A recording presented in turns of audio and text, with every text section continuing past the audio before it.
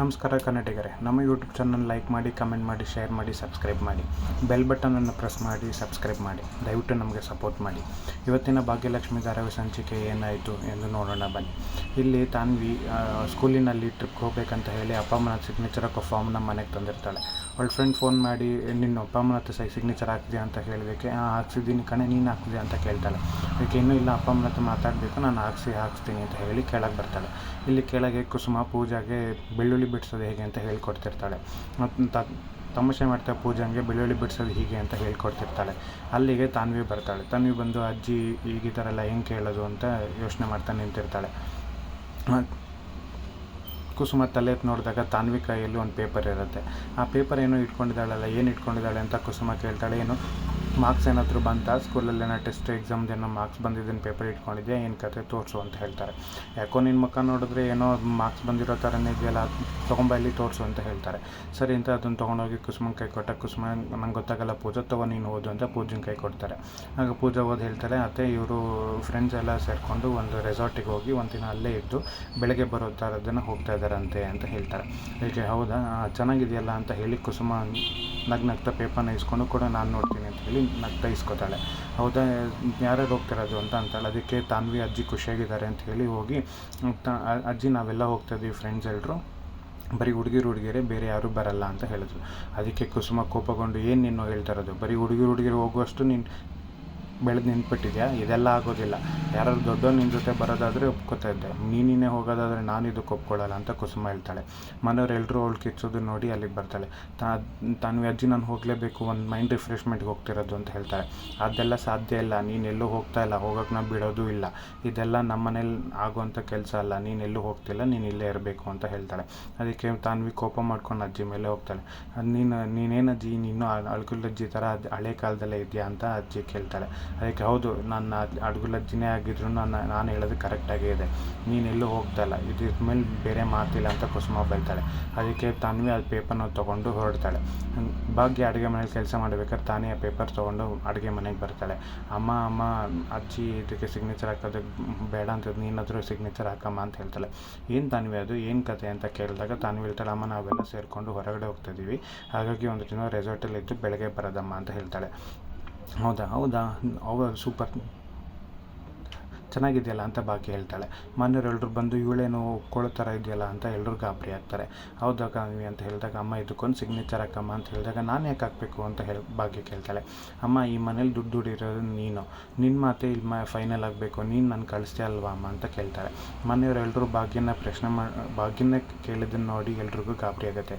ಏನು ತಾನ್ವಿ ಇದು, ಏನು ಕೇಳ್ತಾ ಇದೆಯಾ ನೀನು, ನಾನು ದುಡಿತಾ ಇದ್ದೀನಿ ಅನ್ನೋ ಕಾರಣಕ್ಕೆ ಒಪ್ಕೊಳ್ಳೋದಕ್ಕಾಗಲ್ಲ, ಈ ಮನೇಲಿ ಅಜ್ಜಿನೇ ದೊಡ್ಡವರು, ಅಜ್ಜಿ ಹೇಳಿದ್ದೆ ಫೈನಲ್, ಅಜ್ಜಿ ತೊಗೊಂಡಿದ್ದು ಫೈನಲ್ ಡಿಸಿಷನ್ನೇ ಲಾಸ್ಟ್ ಡಿಸಿಷನ್. ಇಲ್ಲಿ ನೀನು ಸುಮ್ಮನೆ ಏನನ್ನು ಹೇಳಬೇಡ, ಪರಿಸ್ಥಿತಿನ ಅರ್ಥ ಮಾಡ್ಕೊಳ್ಳೋದನ್ನು ಕಲಿ.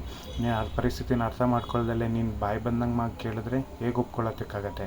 ಇಲ್ಲಿ ಅಜ್ಜಿ ಏನು ಹೇಳ್ತಾರೋ ನೀನು ಅದನ್ನು ಕೇಳಲೇಬೇಕು. ಅದಕ್ಕೆ ತಾನು ಹೇಳ್ತಾಳೆ, ನನ್ನದನ್ನು ಯಾರೂ ಅರ್ಥ ಮಾಡ್ಕೊಳ್ಳಲ್ಲ, ನನ್ನ ಬಗ್ಗೆ ಯಾರಿಗೂ ಇಲ್ಲಿ ಬೇಕಾಗಿಲ್ಲ, ನಾನು ಖುಷಿಯಾಗಿರೋದು ಯಾರಿಗೂ ಬೇಕಾಗಿಲ್ಲ ಅಂತ ಸಿಟ್ಟಿಂದ ಎಲ್ಲರನ್ನೂ ತಳ್ಕೊಂಡು ರೂಮ್ಗೆ ಹೋಗ್ತಾಳೆ. ಮನೆಯವರೆಲ್ಲರೂ ಭಾಗ್ಯನ ಕೇಳಿದಾಗ, ಇಲ್ಲ ಅತ್ತೆ ಅವಳು ಅಂದ್ಕೊಂಡಿದ್ದು ಸರಿ ಇಲ್ಲ, ಅವಳಿಗೆ ಈ ಥರದೇ ಉತ್ತರ ಕೊಡಬೇಕು ಅಂತ ಭಾಗ್ಯ ಹೇಳ್ತಾಳೆ. ಸರಿ ಅಂತ ನಾವು ಭಾಗ್ಯ ಹೋಗಿ ಅವಳು ಅಡುಗೆ ಕೆಲಸ ಮಾಡಬೇಕಿರೋದಕ್ಕೆ, ಫುಡ್ ಡೆಲಿವರಿ ಮಾಡೋದಕ್ಕೆ ಒಂದು ಡ್ರಾಯಿಂಗ್ ಬರೀತಿರ್ತಾಳೆ. ಪೂಜಾ ಬರ್ತಾಳೆ. ಏನಕ್ಕ ಇದು ಡ್ರಾಯಿಂಗ್ ಬರೀತಿದ್ಯಾ ಅಂತ ಕೇಳಿದಾಗ ಭಾಗ್ಯ ಹೇಳ್ತಾಳೆ, ಹೌದು, ನಾನು ಫುಡ್ ಡೆಲಿವರಿ ಮಾಡೋದಕ್ಕೆ ಒಂದು ಭಾವಚಿತ್ರ ಬೇಕಲ್ಲ, ಅದಕ್ಕೆ ಒಂದು ಡ್ರಾಯಿಂಗ್ ಬರೀತಾ ಇದ್ದೀನಿ, ಇದನ್ನು ನಾವು ಇದನ್ನು ಎಲ್ರಿಗೂ ಪಬ್ಲಿಸಿಟಿ ಮಾಡಿದರೆ ನಮಗೆ ಎಲ್ರದಿಂದ ನಮಗೆ ಫುಡ್ ಔಟ್ ಬರುತ್ತೆ ಅಂತ ಭಾಗ್ಯ ಹೇಳ್ತಾಳೆ. ಹೌದಕ್ಕ, ಬಟ್ ಈಗಿನ ಕಾಲದಲ್ಲೆಲ್ಲ ಡಿಜಿಟಲ್ ಆಗಿರ್ಬೇಕಾದ್ರೆ ನೀನು ಹಿಂಗೆ ಡ್ರಾಯಿಂಗ್ ಬರ್ಕೊಂಡು ಕೂತ್ಕೊಂಡ್ರೆ ಹೇಗೆ ಅಂತ ಹೇಳ್ತಾಳೆ. ಅದಕ್ಕೆ ಹೌದಾ ಪೂಜಾ, ಸರಿ ಇದನ್ನೇ ನಾವು ಪ್ರಿಂಟ್ ಮಾಡಿಸೋಣ ಅಂತ ಭಾಗ್ಯ ಹೇಳ್ತಾಳೆ. ಸರಿ ಆಯ್ತು, ಇದಕ್ಕೊಂದು ಹೆಸರು ಇಡಬೇಕಲ್ಲ, ಸರಿ ಇದು ಎಲ್ಲರೂ ಕೇಳೋಣ ಅಂತ ಹೇಳಿ ಮನೆಯವರೆಲ್ಲರೂ ಇಲ್ಲಿಗೆ ಬನ್ನಿ ಅಂತ ಪೂಜಾ ಮನೆಯವರೆಲ್ಲರೂ ಕರೀತಾಳೆ. ಮನೆಯವರೆಲ್ಲರೂ ಒಬ್ಬರು ಬಂದು ಅಲ್ಲಿ ನಿಂತ್ಕೋತಾರೆ. ಏನಮ್ಮ ಇದು ಅಂತ ಮಾವ ಕೇಳಿದಾಗ ಪೂಜಾ ಹೇಳ್ತಾಳೆ, ಮಾವ ಅಕ್ಕ ಡ್ರಾಯಿಂಗ್ ಬರೆದಿದ್ದಾಳೆ, ಈ ಡ್ರಾಯಿಂಗ್ನ ನಮ್ಮ ಫುಡ್ ಡೆಲಿವರಿ ಇದಕ್ಕೆ ಪೋಸ್ಟಿಗೆ ಡಿಜಿಟೈಸೇಷನ್ ಮಾಡಬೇಕು, ನೋಡಿ ಬಾಬಾ ಬಿಡಿಸಿರೋದು ಅಂತ ತೋರಿಸ್ತಾಳೆ. ಅದಕ್ಕೆ ಎಲ್ಲರೂ ತುಂಬ ಚೆನ್ನಾಗಿ ಬಿಡಿಸಿದ್ಯಾ ಭಾಗ್ಯ ಅಂತ ಹೇಳ್ತಾಳೆ. ಅದೇ ಭಾಗ್ಯ ಕೇಳ್ತಾಳೆ, ನನಗೊಂದು ಟೆನ್ಷನ್ ಇದೆ ತಲೆಯಲ್ಲಿ, ಈಗ ಇದಕ್ಕೆ ಏನು ಹೆಸರು ಇಡಬೇಕು ಅಂತ ಕೇಳ್ತಾಳೆ. ಅದಕ್ಕೆ ಸುಂದ್ರಿ, ಅದಕ್ಕೆ ಒಳ್ಳೆ ಫುಡ್ಡು ಅಂತ ಹೆಸರಿಟ್ಬಿಡು ಅಂತ ಹೇಳ್ತಾಳೆ. ಏನಿದು ಕಚ್ಚಡವಾಗಿದೆ, ಫುಡ್ ಅಂತ ಯಾರು ಹೆಸರಿಡ್ತಾರೆ ಅಂತ ಎಲ್ಲರೂ ಸುಂದರಿನ ಬೈತಾರೆ. ಅದೇ ಸುನಂದಂಗೆ ಇದು ಇಷ್ಟ ಆಗ್ದಲ್ಲೇ ಏನು ಹೇಳೋದಿಲ್ಲ, ಸುಮ್ಮನೆ ಮೌನವಾಗಿ ನಿಂತಿರ್ತಾಳೆ. ಮಾವ ಹೇಳ್ತಾಳೆ, ನೀನು ಏನು ಮಾಡಿದ್ರು ಚೆನ್ನಾಗಿರುತ್ತೆ ಮಗಳೇ, ನೀನು ಏನು ಹೆಸರು ಇಡಬೇಕಂತ ಅಂದ್ಕೊಂಡಿದ್ದೆ ಅದನ್ನ ಇಡು ಅಂತ ಹೇಳ್ತಾಳೆ. ಮಾವ ನಾನು ಅತ್ತೆ ಹೆಸರು ಇಡಬೇಕು ಅಂತಿದ್ದೀನಿ ಅಂತ ಹೇಳ್ತಾಳೆ. ಅದಕ್ಕೆ ಕುಸುಮ ಬೇಡ ಬೇಡ ನನ್ನ ಹೆಸ್ರು, ಅಯ್ಯೋ ಬೇಡವೇ ಬೇಡ, ನನ್ನ ಹೆಸರಾದರೆ ಬೇಡವೇ ಬೇಡ ಅಂತ ಕುಸುಮ ಹೇಳ್ತಾಳೆ. ಕುಸುಮ ಇಲ್ಲ ಇಲ್ಲ ನಮ್ಮ ಭಾಗ್ಯನ ಹೆಸರು ಇಡೋಣ ಅಂತ ಹೇಳ್ತಾಳೆ. ಅದಕ್ಕೆ ಭಾಗ್ಯ ಬೇಡವೇ ಬೇಡ, ಅಯ್ಯೋ ನನ್ನ ಹೆಸ್ರು ಅತ್ತೆ ಹೆಸರು ಇಟ್ಟಿಲ್ಲ ಅಂದರೆ ನನ್ನ ಹೆಸರು ಇಡೋದು ಹೆಂಗೆ ಬೇಡ ಅಂತ ಭಾಗ್ಯ ಹೇಳ್ತಾಳೆ. ಅದಕ್ಕೆ ಮಾವ ಹೇಳ್ತಾನೆ ಇದಕ್ಕೆಲ್ಲ ಹೇಳೋಕ್ಕೆ ಒಬ್ಬರೇ ಇರೋದು ವ್ಯಕ್ತಿ ಅಂತ ಹೇಳ್ತಾರೆ. ಹೌದಾ ಯಾರದು ಅಂತ ಎಲ್ಲರೂ ಯೋಚನೆ ಮಾಡ್ತಿರ್ಬೇಕಾದ್ರೆ ಮಾವ ಹೇಳ್ತಾರೆ ಗುಂಡಣ್ಣ ಹೇಳ್ತಾನೆ ಹೆಸ್ರನ್ನ ಅಂತ ಹೇಳ್ತಾಳೆ. ಅದಕ್ಕೆ ಪೂಜಾ ಅದನ್ನು ಖುಷಿಯಿಂದ ಗುಂಡಣ್ಣ ಹೇಳು, ನಿನಗೆ ಯಾವ ಹೆಸರು ಇಷ್ಟ ಆಗುತ್ತೋ ಅದನ್ನು ಹೇಳು ಅಂತ ಹೇಳ್ತಾಳೆ. ಸುನಂದ ಗುಂಡನ್ನು ನೋಡ್ತಾ ಇವನು ಏನು ಹೇಳ್ತಾನೆ ಅಂತ ಗುಂಡನ್ನು ನೋಡ್ತಾ ಇರ್ತಾಳೆ. ಆಗ ಗುಂಡನ್ನು ಹೇಳ್ತಾನೆ ಅಮ್ಮ ನೀನು ಎಲ್ರಿಗೂ ಕೈ ರುಚಿ ಕೊಡ್ತೀಯ, ಸೊ ನಾವು ಯಾಕೆ ಹೆಸರನ್ನ ಕೈ ರುಚಿ ಅಂತಲೇ ಇಡಬಾರ್ದು ಅಂತ ಗುಂಡಣ್ಣ ಹೇಳ್ತಾನೆ. ಅದು ಎಲ್ರಿಗೂ ಇಷ್ಟ ಆಗುತ್ತೆ ಕೈ ರುಚಿ ಅಂತ ಹೆಸರು ಹೇಳಿದ್ದು. ಸೊ ಭಾಗ್ಯ ತುಂಬ ಚೆನ್ನಾಗಿದೆ ಗುಂಡಣ್ಣ, ನಂಗೆ ತುಂಬ ಇಷ್ಟ ಆಯಿತು, ಇದೇ ಹೆಸರು ಇಡೋಣ ಅಂತ ಹೇಳಿ ಭಾಗ್ಯ ದೇವ್ರನ್ನ ನೆನೆಸ್ಕೊಂಡು ಕೈ ರುಚಿ ಅಂತ ಅಲ್ಲಿ ಡ್ರಾಯಿಂಗ್ ಬರೆದಿರೋ ಪೇಪರ್ ಮೇಲೆ ಕೈ ರುಚಿ ಅಂತ ಬರೀತಾಳೆ. ಕೈ ರುಚಿ ಅಂತ ಬರೆದು ತುಂಬ ಹೆಸರು ಚೆನ್ನಾಗಿದೆ, ಕರೆಯೋಕ್ಕೂ ತುಂಬ ಹಿತವಾಗಿದೆ, ಹಾಗೆ ಕೇಳೋರ್ಗೂ ತುಂಬ ಇಷ್ಟ ಆಗುತ್ತೆ ಅಂತ ಅನ್ಕೋತಾಳೆ. ಇಲ್ಲಿ ತಾನ್ವಿ ಇವರೆಲ್ಲ ಆರಾಮಾಗಿ ನಂಗಂತ ಮಾತಾಡ್ಕೊಂಡಿದ್ದಾರೆ, ನಂಗೆ ಹೊಟ್ಟೆ ಹಸಿತಾದ್ರೂ ನೋಡ್ತಿಲ್ಲ ಅಂತ ಅಂದ್ಕೊಂಡು ಸುಮ್ಮನೆ ನಿಂತಿರ್ತಾಳೆ. ಅಲ್ಲಿಗೆ ಭಾಗ್ಯ ಬರ್ತಾಳೆ. ಭಾಗ್ಯ ಪೂಜೆ ಬಂದು ಕೇಳ್ತಾರೆ ಇನ್ನೂ ನಿನ್ನ ಕೋಪ ಹೋಗಿಲ್ವಾ ಅಂತ. ಅದಕ್ಕೆ ನನ್ನ ಕೋಪ ಇದ್ದರೆ ನಿನಗೇನು ಅಂತ ಕೇಳಿದಾಗ ಪೂಜೆ ಹೇಳ್ತಾಳೆ ಆಯಿತು ಬಾರೆ ಊಟ ಮಾಡ್ಬಾ ಅಂತ ಹೇಳೋಕ್ಕೆ ಇಲ್ಲ ನನಗೇನು ಹಸಿವಿಲ್ಲ ಹೋಗಿ ಅಂತ ಹೇಳ್ತಾಳೆ. ಅದಕ್ಕೆ ಇವರು ಬೇಕಾರೆ ಅವಳೆ ತಿಂತಾಳೆ ಬಾ ಹೋಗೋಣ ಅಂತ ಹೇಳಿ ಹೊರಡ್ತಾರೆ. ಆಮೇಲೆ ಹೊರಗಡೆ ಹೋಗಿ ಬಂದು ಅದನ್ನು ಪೋಸ್ಟರ್ ಮಾಡ್ಕೊಂಬಂದು ಎಲ್ರಿಗೂ ತೋರಿಸ್ತಾರೆ. ತುಂಬ ಚೆನ್ನಾಗಿ ಬಂದಿದೆ ಪೋಸ್ಟರ್, ನನಗಂತೂ ತುಂಬ ಇಷ್ಟ ಆಯಿತು ಅಂತ ಎಲ್ಲರೂ ಹೇಳ್ತಾರೆ. ಆದರೆ ಸುನಂದ ಇದನ್ನೆಲ್ಲ ನೀನು ಮಾಡಲೇಬೇಕು ಅಂತ ಫೈನಲಾಗಿ ಡಿಸೈಡ್ ಮಾಡಿಬಿಟ್ಟಿದ್ಯಲ್ಲ, ನಾನು ಎಷ್ಟು ಹೇಳಿದ್ರು ಕೇಳಲಿಲ್ಲ ಅಲ್ಲ ನೀನು, ನನ್ನ ಮಾತು ಕೇಳದೆ ಅದನ್ನ ಮಾಡ್ತಿದ್ಯಲ್ಲ ಅಂತ ಹೇಳ್ತಾಳೆ. ಅಮ್ಮ ಯಾಕೆ ಹಿಂಗೆ ಇದು ಮಾಡ್ತೀಯ ಅಂತ ಭಾಗ್ಯ ಕೇಳಿದಾಗ ಮನೆಯವ್ರು ಹೇಳ್ತಾರೆ ನೀವು ಯಾಕೆ ಹಿಂಗೆ ತಡೀತಾ ಇದ್ದೀರ, ಅವಳೇನೋ ಮಾಡಬೇಕಂತ ಅಂದ್ಕೊಂಡಿದ್ದಾಳೆ, ಅವಳು ಮಾಡೋದ್ರಿಂದ ಯಶಸ್ಸು ಸಿಗುತ್ತೆ, ನೀವು ಇದಕ್ಕೆ ಸಪೋರ್ಟಿವ್ ಆಗಿ ಇರಬೇಕು ಅಂತ ಹೇಳ್ತಾರೆ. ಆಯಿತು ಸರಿ ಏನಾರು ಮಾಡ್ಕೊಳ್ಳಿ ಎಂದು ಸುನಂದ ಹೇಳ್ತಾಳೆ. ಅದಕ್ಕೆ ಸುಂದ್ರಿ ನನಗೆ ಅದೇ ಒಂದು ಕಂಡೀಷನ್ ಬಗ್ಗೆ ನೀನು ಅಡುಗೆನೆಲ್ಲ ಮಾಡಿದ್ಮೇಲೆ ಕೊಡೋಕ್ಕೂ ಮುಂಚೆ ನಾನು ಅದನ್ನು ಫಸ್ಟ್ ಟೇಸ್ಟ್ ಮಾಡ್ತೀನಿ, ಆಮೇಲೆ ನೀನು ಎಲ್ರಿಗೂ ಕೊಡು ಅಂತ ಹೇಳ್ತಾಳೆ. ಅಯ್ಯೋ ಸುಂದ್ರಿ ನೀನು ಯಾವಾಗಲೂ ಬರೀ ತಿನ್ನೋದ್ರಲ್ಲಿರೋ, ಇನ್ನೂ ಇವಾಗ ಶುರು ಮಾಡ್ತಾಯಿದ್ದೀವಿ, ಆಗಲೇ ನೀನು ಟೇಸ್ಟ್ ಮಾಡೋ ಲೆವೆಲ್ಗೆ ಹೋಗ್ಬಿಟ್ಟು ಅಂತ ಕುಸುಮ ಬೈತಾಳೆ. ಮಾವ ಅದಕ್ಕೆ ನಗ್ತಾ ಇರ್ತಾರೆ. ಎಲ್ಲರೂ ಸರಿ ಬನ್ನಿ ಎಲ್ಲರೂ ಊಟಕ್ಕೆ ಹೋಗೋಣ, ಟೈಮ್ ಆಗಿದೆ ಆಲ್ರೆಡಿ, ಊಟ ಟೈಮ್ ಆಯಿತು ಅಂತ ಭಾಗ್ಯ ಹೇಳ್ತಾಳೆ. ಸರಿ ಆಯಿತು ಬನ್ನಿ ಎಲ್ಲ ಊಟಕ್ಕೆ ಹೋಗೋಣ ಅಂತ ಹೇಳಿ ಹೊರಡ್ತಾರೆ.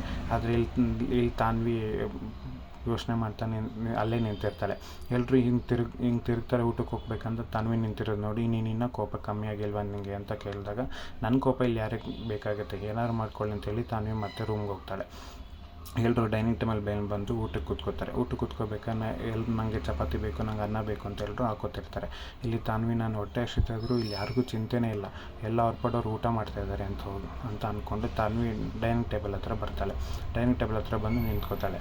ಅಲ್ಲಿ ಗುಂಡಣ್ಣ ಕೇಳ್ತಾನೆ ಅಕ್ಕ ಬಾ ಅಕ್ಕ ಊಟಕ್ಕೆ ಅಂತ ಕರೀತಾಳೆ. ಅದಕ್ಕೆ ಭಾಗ್ಯ ಹೇಳ್ತಾಳೆ ಗುಂಡಣ್ಣ ಯಾರಿಗೆ ಹೊಟ್ಟೆ ಹಸಿತು ಅವ್ರು ಬಂದು ಊಟ ಮಾಡ್ತಾರೆ, ನಾನು ಆಲ್ರೆಡಿ ಅವಳನ್ನ ಕರೆದೆ, ಅವಳಿಗೆ ಹಸಿವಿಲ್ಲ ಅಂತ ಹೇಳಿದ್ಲು, ಅದಕ್ಕೆ ನಾನು ಸುಮ್ಮನಾದೆ, ಅವಳೇ ಬಂದು ಊಟ ಮಾಡ್ತಾಳೆ ಬಿಡು ಅಂತ ಗುಂಡಣ್ಣಂಗೆ ಭಾಗ್ಯ ಹೇಳ್ತಾಳೆ. ಗುಂಡಣ್ಣ ಸರಿ ಅಮ್ಮ ಆಯಿತು ಅಂತ ನಾನಂತೂ ಫುಲ್ ಬ್ಯಾಟಿಂಗ್ ಆಡ್ತೀನಿ ಅಂತ ಅವ್ನು ಚಪಾತಿಯನ್ನೆಲ್ಲ ಹಾಕ್ಕೊಂಡು ಊಟ ಮಾಡ್ತಾನೆ.